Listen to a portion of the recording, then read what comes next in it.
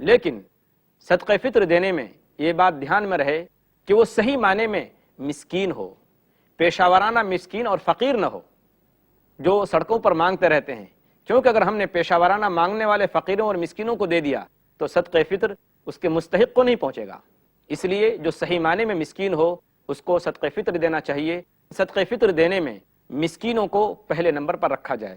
ان لوگوں کو اولیت دی جائے، کیونکہ اللہ کے رسول صلی اللہ علیہ وسلم نے صدقہ فطر کو مسکینوں کی خوراک کہا ہے، لہذا مسکینوں کو پہلے نمبر پر رکھا جائے اور ان لوگوں کو اہمیت دی جائے صدقہ فطر ادا کرنے میں۔ ناظرین محترم، کیا ہی خوش نصیب ہیں وہ لوگ جو اللہ کے رسول صلی اللہ علیہ وسلم کے اس فرمان پر عمل کرتے ہوئے مسکینوں پر خرچ کرتے ہیں۔ اللہ تبارک و تعالیٰ کل قیامت کے دن بندے سے پوچھیں گے، اے میرے بندے، میں بیمار تھا، تو مجھے دیکھنے کے لیے نہیں آیا، تو میری عیادت کے لیے نہیں آیا۔ بندہ کہے گا کہ اے اللہ، تو تو رب العالمین ہے، سارے جہان کا رب ہے، تو بھلا بیمار کیسے پڑ سکتا ہے؟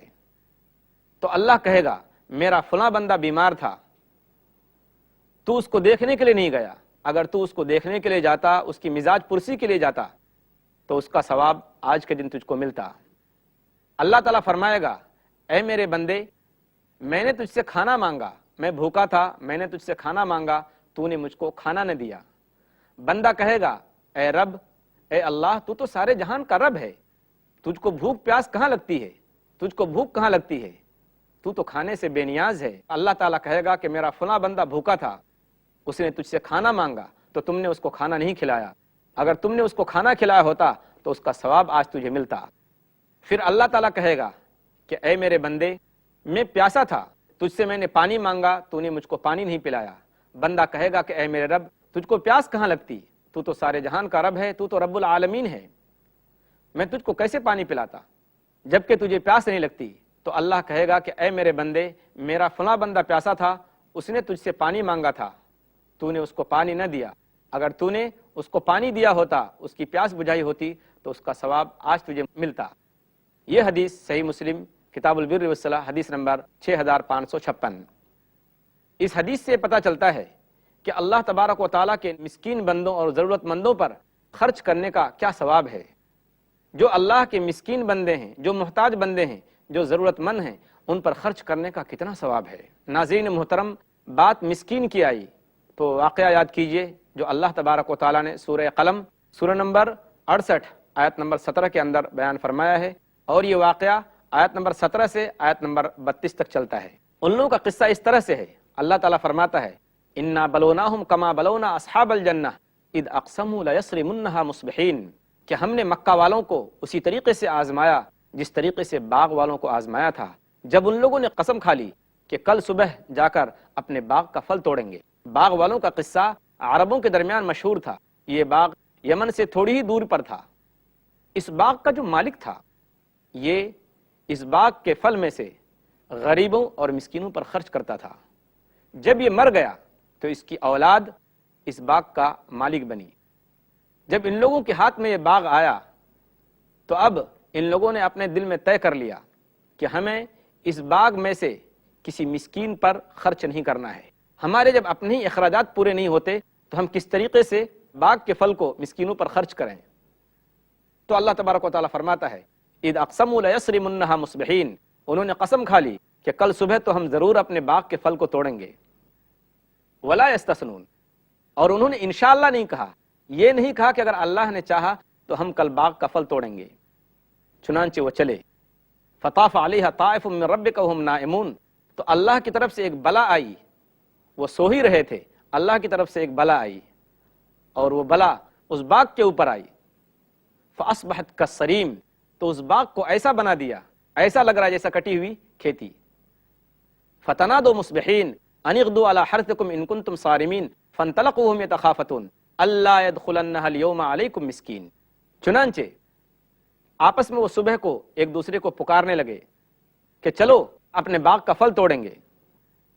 فَانطَلَقُوا وَهُمْ يَتَخَافَتُونَ، اور وہ لوگ آپس میں چپکے چپکے چلتے چلتے باتیں کرتے جا رہے تھے کہ دیکھو آج کے دن ہمارے باغ میں کوئی مسکین شخص نہ آئے، کوئی غریب اور محتاج آدمی نہ آئے۔ وَغَدَوْا عَلَىٰ حَرْدٍ قَادِرِينَ فَلَمَّا رَأَوْهَا قَالُوا إِنَّا لَضَالُّونَ بَلْ نَحْنُ مَحْرُومُونَ، اب وہ چل رہے ہیں وہ یہ سوچ کر چلے کہ صبح تو ہم اپنے باغ کا پھل توڑ ہی لیں گے۔ جب وہ وہاں پہنچے تو وہ آپس میں کہنے لگے کہ ارے ہم تو راستہ ہی بھول گئے۔ کسی نے کہا نہیں، ہم تو بالکل بدقسمت ہو گئے، محروم القسمت ہو گئے۔ تو ان میں کا جو سب سے نیک آدمی تھا اس نے کہا کہ ہم نے تم سے نہیں کہا تھا کہ دیکھو اللہ کی پاکی اور بڑائی بیان کرو، اللہ کی تسبیح بیان کرو، اللہ کی نافرمانی مت کرو۔ اس کے بعد ان لوگوں نے یہ کہا عسى ربنا یبدلنا خیرا منها انا الی ربنا راغبون، کہ ہم اب اللہ تبارک و تعالیٰ سے توبہ کرتے ہیں، ہم نیک کام کریں گے۔ تو اللہ تبارک و تعالیٰ نے ان لوگوں کے اس باغ کو بالکل تباہ و برباد کر دیا، صرف اس لیے کہ ان لوگوں نے یہ سوچا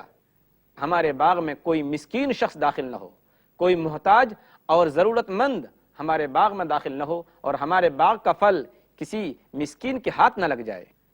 ناظرین محترم، اب آپ اس واقعے سے سوچ سکتے ہیں کہ مسکین کی کیا اہمیت ہے اللہ کے نزدیک۔ جبھی تو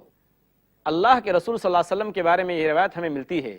عن ابی سعید رضی اللہ عنہ قال احب المساکین فإن سمعت رسول اللہ صلی اللہ علیہ وسلم یقول فی دعائہ اللہم احینی مسکینا وامتنی مسکینا واحشرنی فی زمرۃ المساکین، سنن ابن ماجہ حدیث نمبر 4126۔ اس حدیث کا ترجمہ یہ ہے، ابو سعید خدری رضی اللہ تعالیٰ عنہ فرماتے ہیں کہ اے لوگو مسکینوں سے محبت کرو،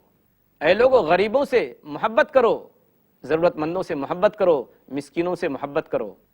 کیونکہ میں نے اللہ کے رسول صلی اللہ علیہ وسلم کو اپنی دعا میں یہ فرماتے ہوئے سنا ہے کہ آپ دعا کرتے تھے کہ اے اللہ جب تک مجھ کو زندہ رکھ مسکین بنا کر زندہ رکھ، اے اللہ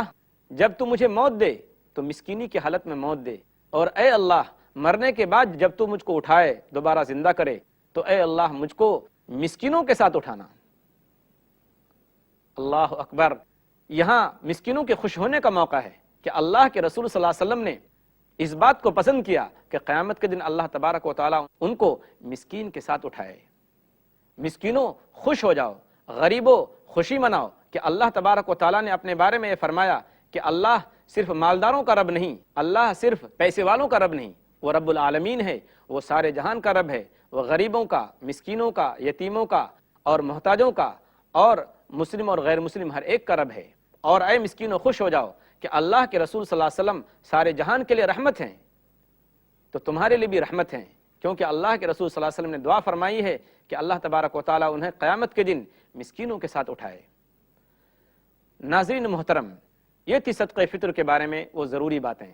اب ہم چند سوالات کرتے ہیں صدقہ فطر کے بارے میں۔ مثال کے طور پر ایک بچہ ہے جس کی پیدائش ہوئی، بچہ پیدا ہوا عید الفطر سے پہلے، عید الفطر کی نماز سے پہلے، تو کیا اس کی طرف سے صدقہ فطر ادا کیا جائے گا؟ جی ہاں، جو بچہ عید الفطر کی نماز سے پہلے پیدا ہو اس کی طرف سے بھی صدقہ فطر ادا کرنا ضروری ہے۔ اسی کے ساتھ ساتھ اگر کوئی شخص اسلام میں داخل ہوتا ہے عید الفطر کی نماز سے پہلے